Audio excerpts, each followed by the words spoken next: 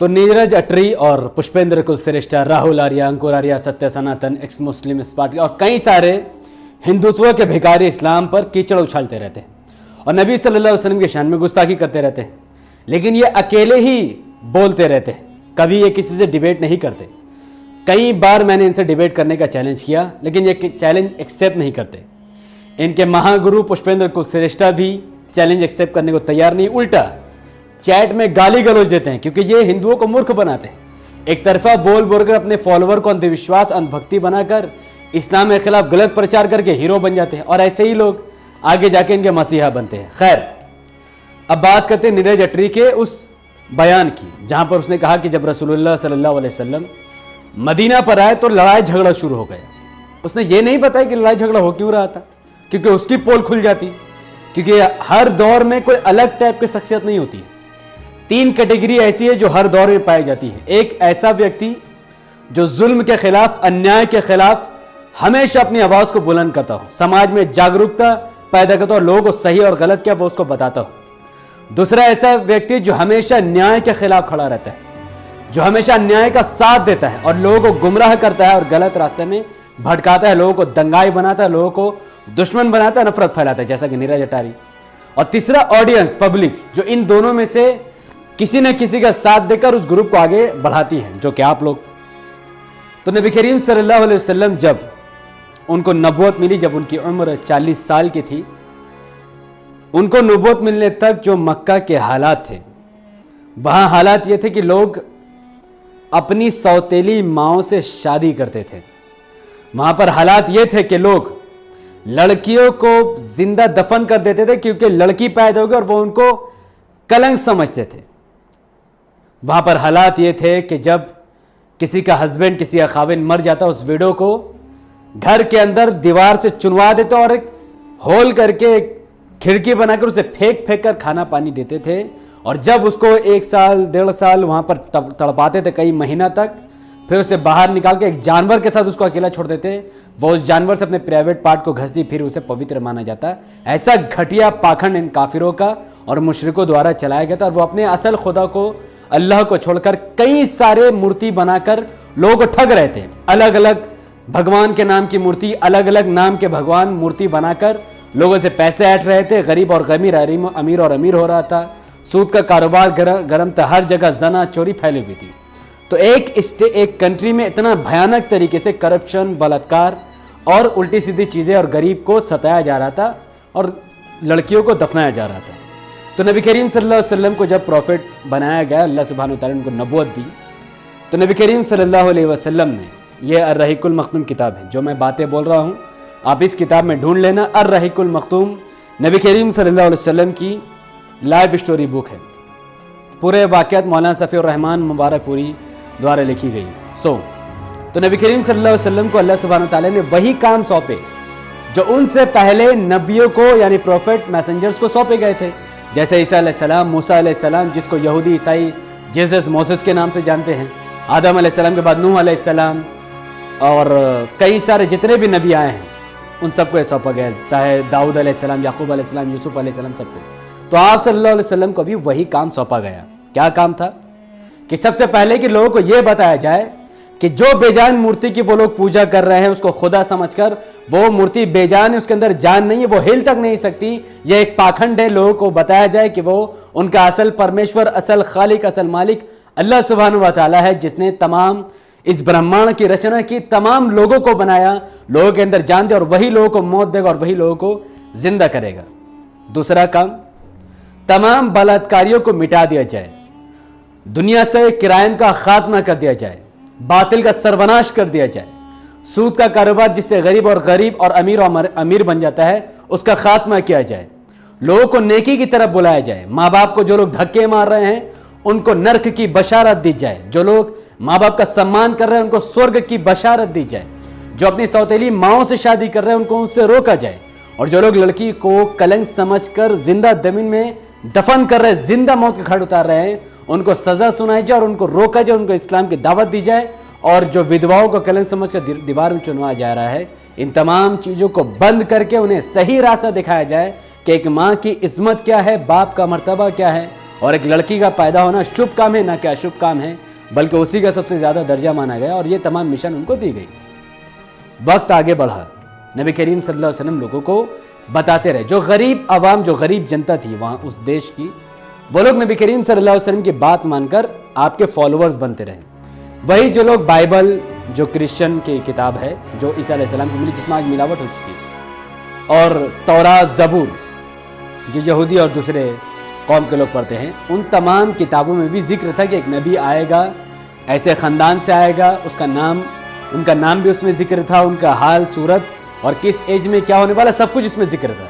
तो जो पढ़े लिखा एक ग्रुप था, एक पढ़ा लिखा आलिम का जो फौज था, उन लोगों ने भी नबी करीम सल्लल्लाहु अलैहि वसल्लम की बात मानी और अपने किताबों में जब उसकी बशारत देखी तो उन लोगों ने भी इस्लाम कबूल किया। तो धीरे धीरे नबी करीम सल्लल्लाहु अलैहि वसल्लम के फॉलोअर्स की तादाद बढ़ने लगी, लेकिन इतनी नहीं बढ़ी थी कि जो काफिर को मार दे या काफिर के ऊपर चढ़ जाए, ऐसा नहीं था।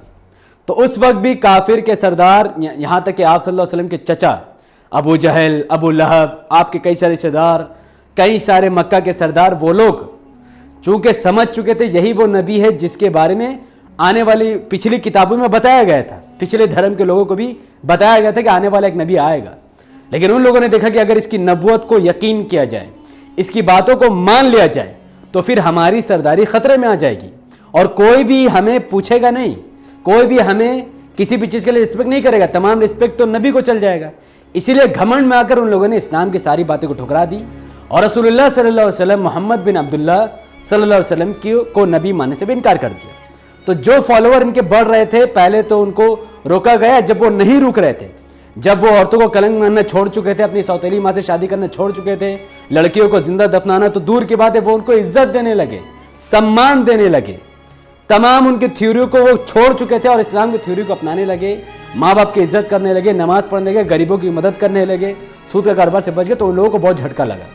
तो उन लोगों ने फिर क्राइम का रास्ता अपनाया, उन काफिरों ने, मुशरिकों ने, और तमाम नबी करीम सल्लल्लाहु अलैहि वसल्लम के फॉलोअर का बॉयकॉट करना शुरू किया, क्योंकि वो लड़की को कलंक नहीं समझ रहे, वो सौतेली माँ से शादी नहीं करने मांग रहे, वो मूर्ति पूजा नहीं कर रहे, वो गरीबों को खाना बांट रहे। तो ये बात उनको बर्दाश्त नहीं हुई।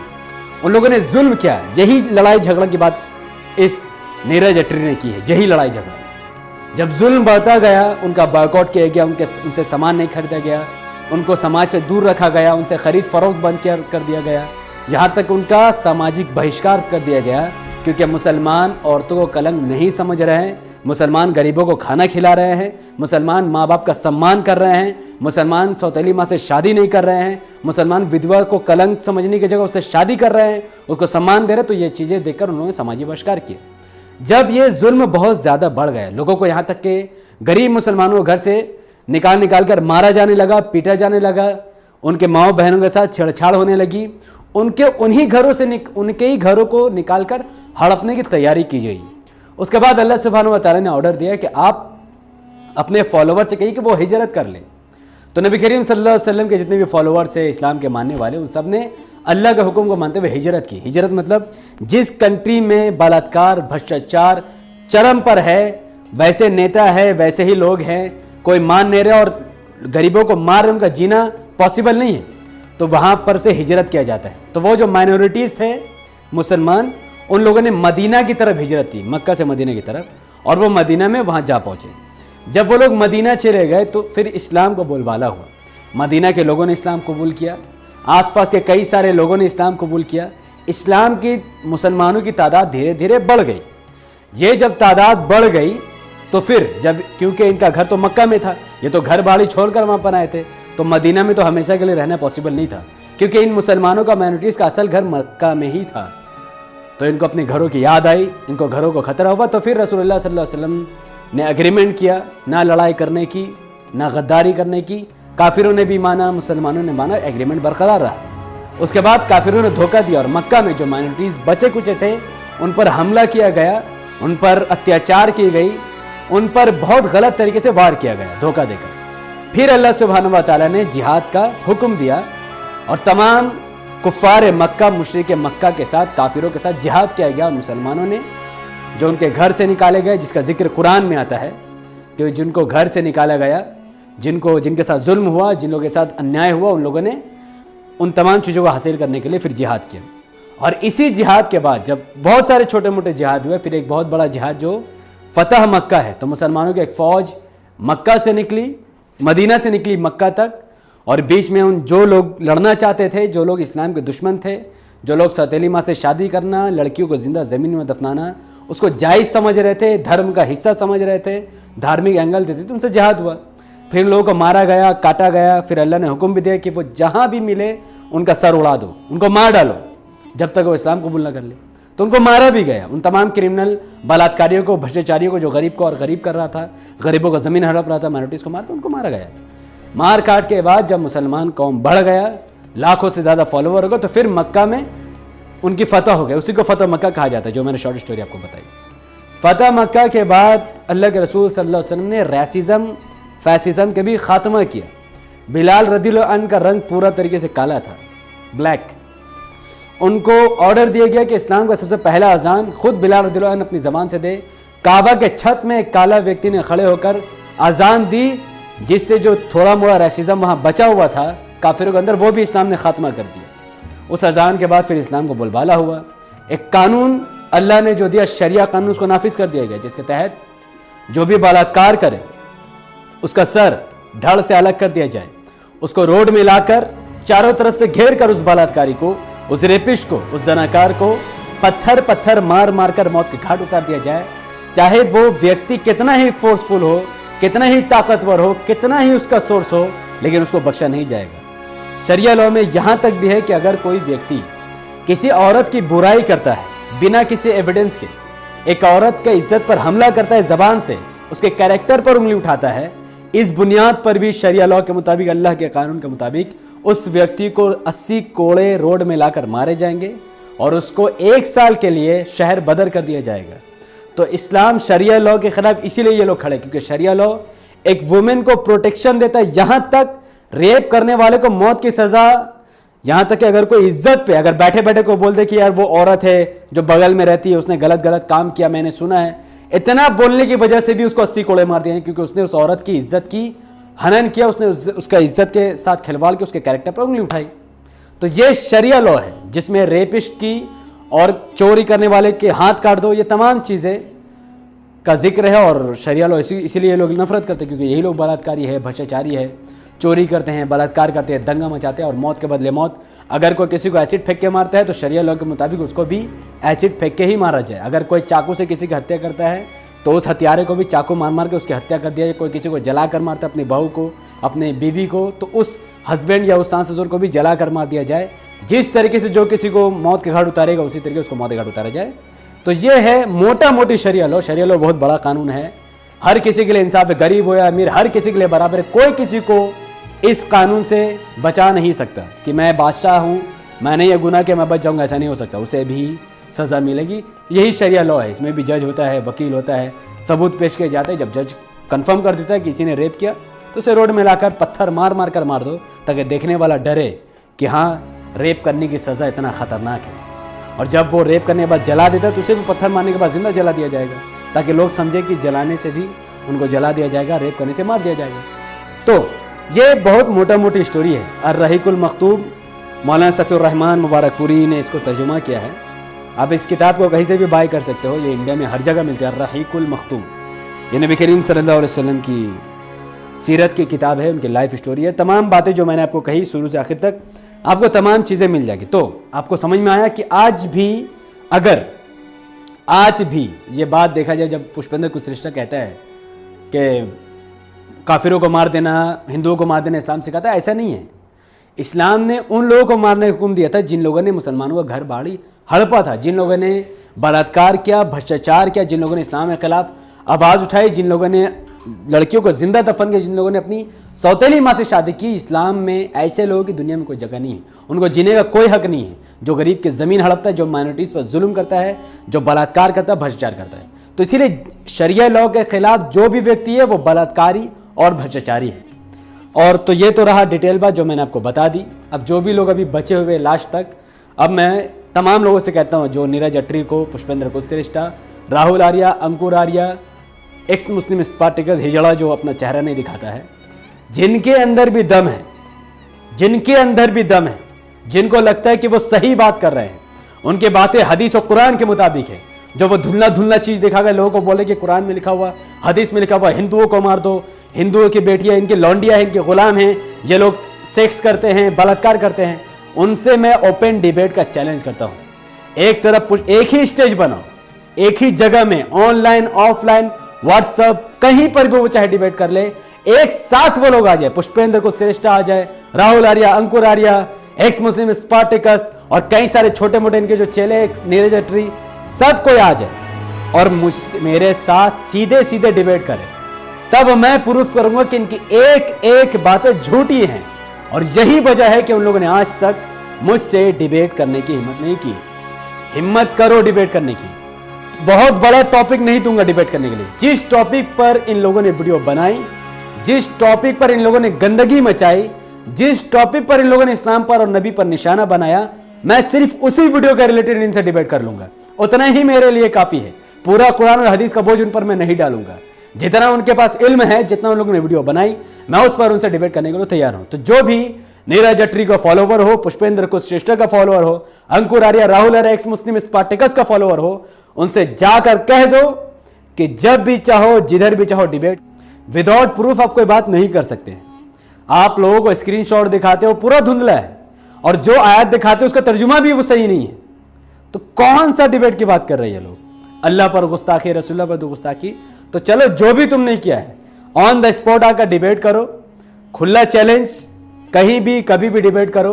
एक तरफा बात करके हिंदुओं को बेवकूफ बना सकते हो। कई सारे पढ़े लिखे भी तो हिंदू है, वो तो बेवकूफ नहीं बनते, वो तो तुमसे नफरत करते हैं। तो डिबेट करो, लोगों को पता चले कि सच्चाई क्या है, सनातन धर्म में कितना पाखंड है, मैं वो भी प्रूफ करूंगा, और इस्लाम में कितनी सच्चाई है, मैं वो भी प्रूफ करूंगा। नबी करीम सल्लल्लाहु अलैहि वसल्लम की जितने भी वाइफ है वो सब के सब जस्टिफाई है, लॉजिकल है। कोई लॉजिकल उसको प्रूफ करना चाहे तो कर सकता है, ओपन डिबेट चैलेंज। कोई कहता है उन्होंने बेटी से शादी की, नौजुबिल्लाह, बहू से शादी, सब के सब फेक प्रोपेगेंडा है, सब का सब। मैं एक एक वाइफ के बारे में डिटेल बहस करने को और डिबेट करने को तैयार हूं। लेकिन ये नाम नेहाद हिजड़े, ये हिंदुत्व आइडियोलॉजी के लोग, अंधभक्त, ये कभी भी डिबेट नहीं करेंगे। तो आप चाहो जाके मेरे वीडियो पहुंचाओ, उनसे कहो कि मोहम्मद नफीस अंसारी वेस्ट बंगाल से द पॉलिटिकल चैनल से डिबेट का उनको चैलेंज करता है। वो जब भी चाहे डिबेट करे, उन्हीं के टॉपिक पर जो उसने वीडियो बनाई, खत्म हो जाएगी बात। अब अगर डिबेट तो नहीं करेंगे तो कम से कम आपको तो पता चला कि ये लोग एक नंबर के महापापी और झूठे हैं। और गज़वा हिंद जैसे गज़वा हिंद, उस पर भी डिबेट कर लो। चलो, जहां देखो उनको मार दो, उस पर भी डिबेट कर लो। हिंदू का नाम कुरान में कहाँ, उस पर भी डिबेट कर लो। अरे करो तो सही, एक तरफा क्या बेवकूफ बनाते हो? कुरान में लिखा हिंदुओं को मार दो, कहाँ लिखा? पूरी कुरान में हिंदू का नाम नहीं है। ये उसी काफिर को मारने को बोला गया जिसके डिटेल मैंने आपको बताई, लेकिन इनको होश ही नहीं है। तो इनको पता है सच्चाई क्या है, लेकिन चूंकि ऑडियंस, पब्लिक को मैनिपुलेट करते रहो, जैसा बीजेपी मैनिपुलेट करते करते करते करते सत्ता में आ गए, बस ये भी मैनिपुलेट करते करते करते करते अपने चैनल को बढ़ा रहे हैं। तो इनसे तो कोई पूछने, अनभक्त कभी सवाल नहीं करता है। अनभक्त सुनकर हा सब कुछ ठीक हो गया, चलो खाला इसने तो बोल दिया। तो पढ़े लिखे लोग सवाल करते कि भाईजान तुमने जो बताया हिंदू का तो नाम कुरान में नहीं है, और जो तुम बात बोल रहे हो वो तो उस काफिर के बारे में आई थी। आज भी ये आयत लागू हो गया, अगर कोई अपनी सौतेली माँ से शादी करेगा, रेप करेगा, बलात्कार करेगा, भ्रष्टाचार करेगा, लड़की को जिंदा दफन करे, तो आज भी कुरान के उस आदेश को हम लोग फॉलो करेंगे और उसको पूरा कर देंगे। मुसलमान चुप नहीं बैठेगा। कोई अगर अपनी बच्ची को जिंदा जमीन में दफन करेगा और अपनी सौतेली माँ से शादी करेगा, माँ बाप को आश्रम में छोड़ेगा और उल्टी सीधी काम करेगा, बलात्कार भ्रष्टाचार करेगा, शरिया लॉ अगर आएगा तो उनको मार दिया जाएगा। मैं खुल के बोलता हूँ, शरिया लॉ में बलात्कारियों की, भ्रष्टाचारियों की, चोरों की, जो लोग देश को लूटते हैं, गरीब पे ज़मीन हड़पते हैं, बलात्कार करते हैं, भ्रष्टाचार करते हैं, और जो गरीब का सामान लूटते हैं, ऐसे गुंडों का, ऐसे चोरों का, ऐसे बलात्कारियों का शरिया लॉ में एक ही सज़ा है, वो है मौत। तो शरिया लॉ कठिन नहीं है, यह आम लोगों के लिए इंसाफ है, और चोरों के लिए, बलात्कारियों के लिए बहुत बड़ी सज़ा है। चोरी करोगे तो हाथ कटेगा, करप्शन करोगे तो हाथ कटेगा, औरत की इज्जत पर हाथ डालोगे तो कोड़े मार मार कर शहर से भगाया जाएगा, अगर उसका बलात्कार करोगे तो तुम्हें रोड में लाकर जिंदा पत्थर मार मार कर मार दिया जाएगा, किसी औरत के मुंह पे तेजाब फेंकोगे, तुम्हारे पे मुंह पर तेजाब फेंका जाएगा, किसी सास, कोई बहू को या कोई हस्बैंड किसी बीवी को जला कर मार दे, उस सास और उस हस्बैंड या उस ससुर को भी जला कर मार दिया जाएगा। जो जिस तरीके से मर्डर करेगा उसका भी मर्डर उसी तरीके से किया जाएगा। यही है शरिया लॉ, जिसके खिलाफ ये तमाम लोग उतरे हुए। वीडियो देखने के लिए बहुत बहुत शुक्रिया। जिन लोगों ने 20 मिनट तक पूरा वीडियो देखा, वही लोग समझने वाले, इल्म वाले, जाहिल लोग कुछ वीडियो देखकर भाग गए जिनका सर दर्द हुआ, जो सच्चाई सुनने की ताकत नहीं रखते, तो बहुत बहुत शुक्रिया। हमारे चैनल द पॉलिटिकल को देखते रहिए, लाइक कीजिए, फॉलो कीजिए, सब्सक्राइब कीजिए, बेल आइकन को हिट कीजिए, वीडियो को ज़्यादा से ज़्यादा लोगों में स्प्रेड कीजिए, फैलाइए और डिबेट का चैलेंज लोगों तक पहुंचाइए। जो कोई भी अकेले भाव भाव करता है उसे कहिए कि ये भाव बंद करके मोहम्मद हफीज अंसारी साहब के साथ आके डिबेट करे, अपनी बात को प्रूफ करे और बात वही खत्म हो जाएगी। दूध का दूध और पानी का पानी हो जाएगा। जब हक और बातिल एक साथ टकराती है तो हक जीत जाती है, बातिल का सर्वनाश हो जाता है। यही अल्लाह का कानून इंसाफ है। बहुत बहुत शुक्रिया। अस्सलाम वालेकुम वरहमतुल्लाहि वबरकातुहू। अल्लाह के सलाम रहमत बरकत अब तमाम भाई और बहनों पर हो। मे अल्लाह बी पीस अपॉन अस।